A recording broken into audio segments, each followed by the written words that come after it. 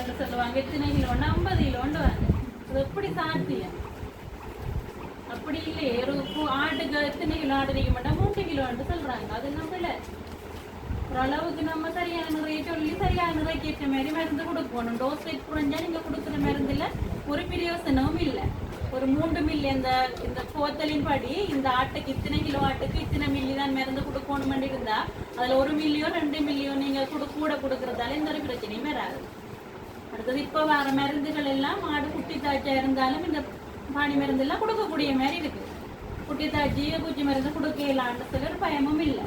கட்டாயம் ஆடு சினப்படம் முதல் நீங்க பூச்சி மருந்து கட்டாயம் கொடுத்திருக்க வேண்டும்.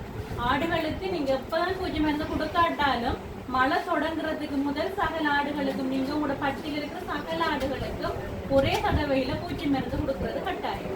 ஒரு 10ஆம் மாசம் ஸ்டார்ட்ல கொடுத்தீங்கன்னு சொன்னா உங்களுக்கு அந்த மழைக்குள்ள தெரியும், மழைக்குள்ள நிறைய பேர் ஆடு சாகுதுன்னு அந்த ஆடு சாகுற விதத்து ரப்பு விதத்தை குறைச்சி கொள்ளலாம்.